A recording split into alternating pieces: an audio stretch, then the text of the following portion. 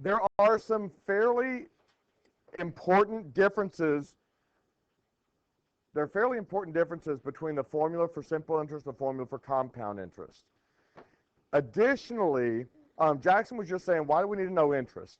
And that's a very good question, because most of the time, in most respects, when you take out a loan or whatever, they give you what's called a schedule of payments that breaks down all of your principal and all your interest and all of the blah, blah, blah, blah, blah. So you really don't have to manually calculate any of that stuff anymore, Alex. We're not doing anything with the calculator yet. Okay? Yes? You can hire a person to manage that for you. Well, why would you do that if they give it to you for free? Right. So, but there is an application of compound interest when you get to algebra, okay? Because compound interest is what's called an exponential function, and I'll show you what that looks like in just a second. Right now, I need at least one person from each table group to get enough calculators for your table group. When you get it, if you will clear your calculators, remember to clear it. It's second plus 712. Turn them on and clear them for me, please.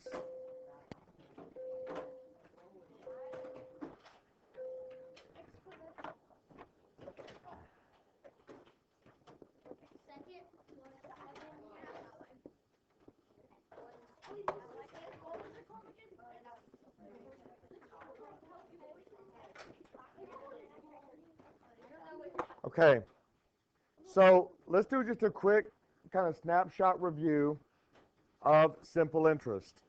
Simple interest, the formula is I equals PRT.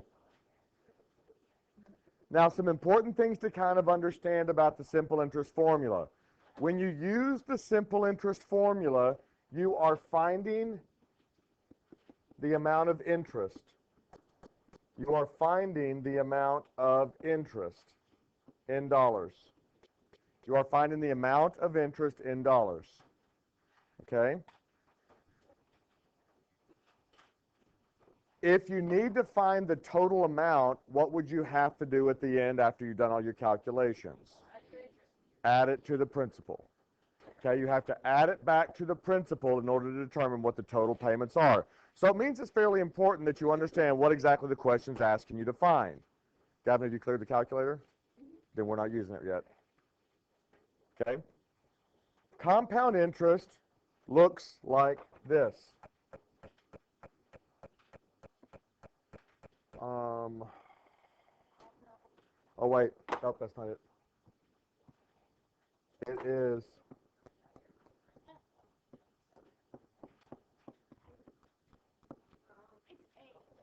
now, okay. The way that I write the compound interest formula is that FV equals P times 1 plus R to the T power. Now, really quickly, I want to back up and make sure that you get what all these things stand for. This is interest. This is principal. And principal, again, is what? The original amount. R is the rate. And T is the time in years.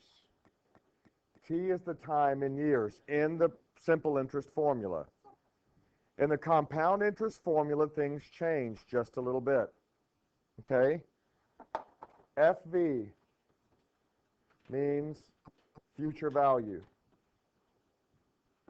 FV means future value.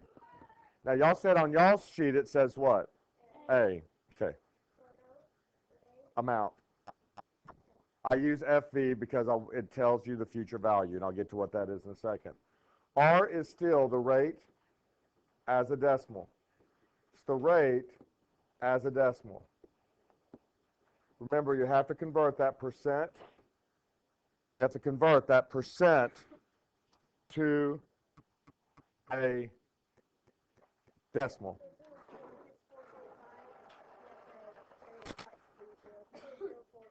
That's exactly right, Jackson. If it's 4.5%, then you use 0.045. And you'll notice you're adding the rate to the number 1. You're adding the rate to the number 1. And finally, T is not time in years. This is where it gets interesting. It's what are called time intervals. It's what are called time intervals. I'm going to explain it in just a second. It's called time intervals. And the reason you need to understand that, Andrew, if you miss this lecture and you're going to be, I'm not answering a question because we're not doing anything on the calculator right now, not a thing. Labib? P is still principal. Yes, very good question. P is still your principal. It's the initial amount of your loan or whatever. Now, let me talk to you just for 5 or 6 minutes about the things that you have to be very careful about when using the compound interest formula. Number one, what is it finding, do you think? The simple interest formula is finding the interest. What about the compound, Jackson? The compound is finding how much it is in total.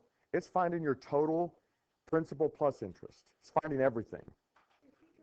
So if you wanted to just find the interest, you'd have to use the formula and then subtract it from the original principal. I mean, subtract that from the future. Yeah, take the principal from the future value. That would give you the interest. Yes, sir.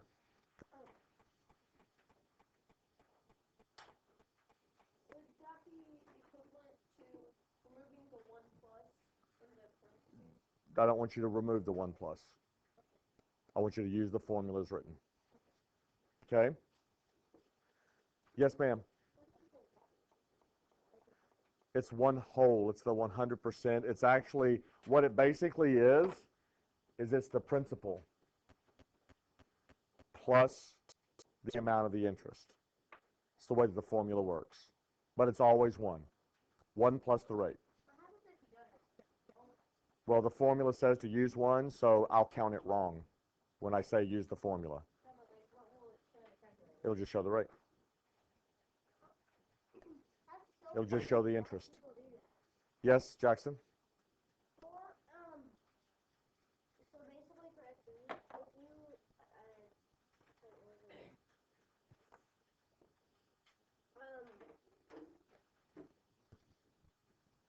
Okay, got it. Okay, so let me type up a quick kind of example problem, and then we'll kind of discuss how this would be solved. Let's see. So let me get the font smaller. Okay.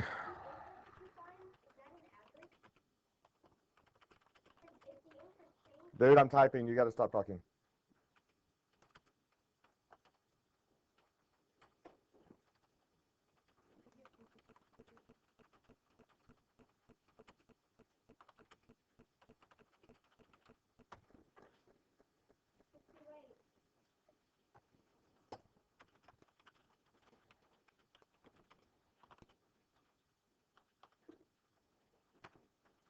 Okay, so let's talk about how this is going to work.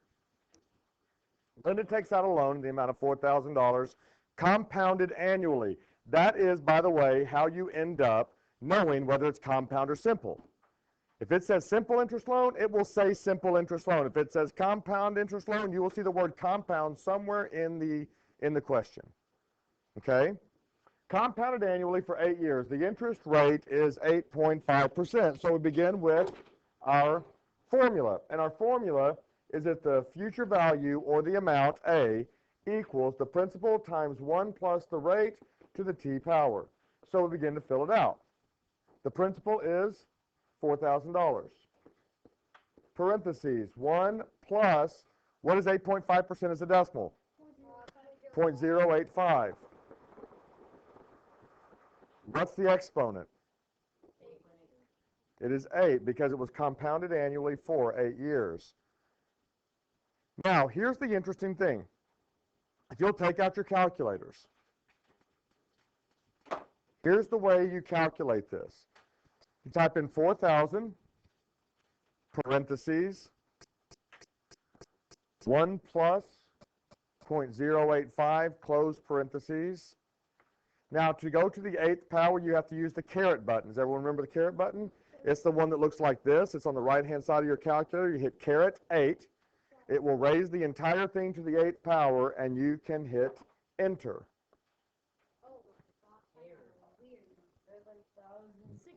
You shouldn't have had an error. Now, the number you should have on your screen is 7,682.42. It is money. It ends at the hundredths place. It is money. It ends at the hundredths. Bennett, see what you did wrong, please. If you can't figure it out, let me know, and I'll come over there. Huh? Okay. Always round to the hundredths with money. Always, always, always. It will not tell you that. You just have to know that. Now, what this means is that that is the amount that she will end up paying in total for that loan. She will have borrowed $4 grand. 8 years later, she will have paid back $7,682.42. Meaning the interest is how much? $3,682.42. She paid almost the amount of her loan back. By the way, interesting fact, if you take out a home loan, most home loans are 30-year notes. No, just listen. Listening is learning. Okay, fantastic.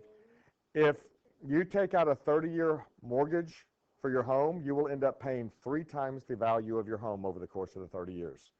So if you buy a $250,000 home and you finance it for 30 years at a really good interest rate, you'll pay $750,000 for that $250,000 home. That's why paying it off early or 15-year loans are better. Okay? 3-year loan for a house, you don't have that kind of cash. Most people who have that kind of cash won't take out a loan, they'll just write a check. And there are people who do that, by the way. My aunt and uncle never finance their vehicles. They don't drive anything but Mercedes. And they just, when they're ready for a new one, they just go and write a check for a new one. But most human beings in the world do not do that. Yeah. So, if you do that, for your house, if you do that, so you should pay it off as fast as you can if you Yes. if you get 30-year loan. Yeah. Okay, so let's talk about this. Any questions on how to use this formula? Okay, so yes, Tara? Why would you say she takes it out the loan? Why should we say, No, if you take out a loan, you're borrowing money. Yeah. If you're putting in a loan, you're loaning money to someone. Now, let's talk about where things get a little bit weird on this formula. What if instead of saying compounded annually, it said compounded semi-annually? Now, semi-annually is every 6 months, which changes this to 16. Because the question is, the T stands for time intervals. Well, if you're compounding every 6 months, then over the course of 8 years, how many times does that happen? 16 times. No, I don't. I'm just showing you. I just want you to understand. If it said compounded monthly, then you would change the time interval to over 12 times however many years you have. Very important. They'll also sometimes use the word quarterly. What does quarterly mean? Every 3 months or 4 times a year. Quarters, 4 per whatever. So quarterly is there are 4 time intervals of a quarter in a year. Okay, very important that you understand those differences because this makes a significant difference as to what a number you're ending up with, Labib. So if you're gonna get, so if your loan was compounding, you would want it to be annually? You would want it to be annually. That's exactly right. Semi-annually, you have compound interest for 8 years, correct? Correct. Very rarely. The only things that compound usually more than annually, credit cards many times compound monthly. That's what I'm saying, like, it never does it for like $4,000. It'll do it for $200. Yeah, yeah. And again, that's something you can negotiate at the time of your loan. That's something you want to negotiate, but the only way you can negotiate it is if you have a good credit rating so that you can negotiate it. Because if you don't know, if you have crappy credit and you're going to get a loan, you pretty much take whatever they give you if you're trying to buy a house or whatever. That's why you want to make sure that you've taken care of your credit so you have multiple people wanting to come to you to loan you money.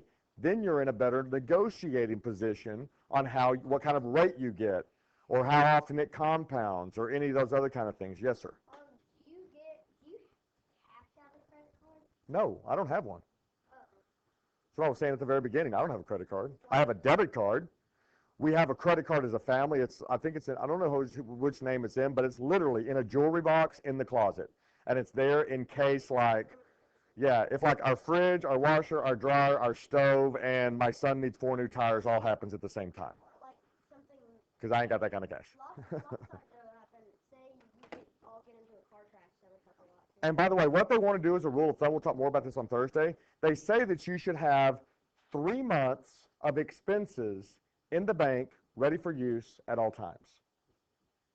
In other words, if you total all your bills, grocery bills, electric bills, mortgage bills, car bills, fuel bills, everything, every month, you multiply it times 3, that's how much money you should have in the bank in case something happens.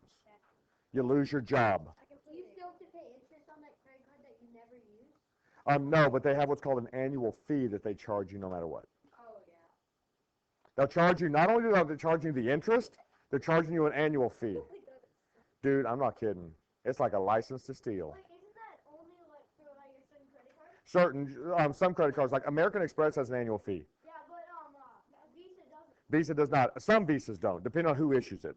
Amex is an interesting credit card because Amex's used to be, until they got all weird, used to be with an Amex, you paid off the monthly amount every month. They didn't carry your balance forward. So if you had an Amex, you were generally somewhat successful because no matter how much you charged, you could just pay it off at the end of the month. My dad had Amex, but then he got rid of it. Yeah. Yeah. There's something called an American Express Black Card. Ever heard of it? Yeah. It is the most exclusive card in the world, an American Express Black Card. I've only seen one in my entire life, and I saw it whenever I was waiting. I was a waiter when I was young, as like a job, and I saw a guy pay with an American Express Black Card. I literally went to the back and I was like showing people going, because an American Express Black Card has no credit limit. What? They only issue it to people who are very well. I mean, literally, a person with an Amex Black Card could walk in, buy a Lamborghini Diablo for 240 grand. They will swipe the credit card and it will go accepted. And they will have just bought a car for $240,000 on a credit card. That, by the way, is then due in full the next month when American Express sends you your credit card bill. But they're the people who can actually pay that. It's the craziest thing ever. I mean, literally just holding it, you were like, I mean, because, My dad had his company. Wait, what happened? yeah, They got rid of it. yeah. So anyway, an American Express Black Card is like the craziest thing you've ever heard in your entire life. I mean, there's stories about like people going and spending like 100 grand on their card and then just coming back the next month and just paying it. Yes, hold on a second. Alex. My parents have a Discover. Yep. And they said that since they pay it off so well, they don't actually pay that much. They don't actually pay interest. Well, that's exactly right. And here's why that is. Number one, you only pay interest if you carry forward a balance, right? You only pay the interest if you carry forward a balance. But you didn't pay anything. Yep, you just pay the $4,000. You just pay the annual fee. That's why they charge the annual fee, because $50 or whatever. Yeah. Now the other thing is, the better your credit is, the lower your rates are. Like if you have great credit and you go to buy a car, they'll offer you like, some of them will offer you 0% interest or 1% interest. If you have terrible credit, you may be charged 7 or 8 or 9% interest. So the better your credit, the lower the interest rate that you're going to pay based off the loan. Christopher. It actually is, and that's one thing that we found. That's why we ended up taking out the credit card, and every once in a while we just use it and pay it, is that when you just don't ever borrow money, when you go to borrow money, they're like, well, we don't know that you know how to pay back money. So that's why, like with my son's scenario, we're making him show people that he can take out a loan and pay back money, but you, again, just have to be very disciplined when you do that. You have to be very disciplined when you do that, because you don't want to wake up and have $25,000 in a loan outstanding, because then all of a sudden you're like, yeah. Okay, so here's what I want to do. So everyone get the primary differences between the two. Oh, Okay? Yes, sir. what's the max credit score? 800 is a perfect credit score. 850. I think it's 800. I don't honestly know because I don't have it, but Yeah. you can look it up. I know that my son's is like 730 or something, 725, and that's considered like an exceptionally good credit score. Most credit scores lie in the high sixes, somewhere around there. High 600s, 600s and low sevens. 850, okay. My son's like 720 or 730 or something, which is considered, huh? How do you get so high? Is it possible? I would imagine it is. Like if you never had a late fee ever. Huh? No, I mean, it's, No. no, it's not just that. It's not about just paying off. It's about your debt to, it's about your debt to asset ratio. There are a lot of things that go into it. What if someone has an 849? That would be pretty good. Be depressing. No, it really wouldn't. You could pretty much buy anything you wanted to with an 849. Okay, so here's what I want to do. I have one worksheet for you to do. It's front back. It's both compound and simple interest. There is no homework after that. Remember, tomorrow is your retest. I have been working on your retest. Okay, those of you that are retesting, that's tomorrow for Unit 7. If you are not retesting, you need to bring something to do while the others retest. Okay? Then Thursday, it depends on if it's open. You might want to drop by and check with Mrs. Bates or Mrs. Klebos to make sure it's going to be open. It's going to be about an hour on the test. Yeah, as long as Mr. Williams is okay with it. Okay? Any questions on today? All right. Yeah, put it under my monitor, please.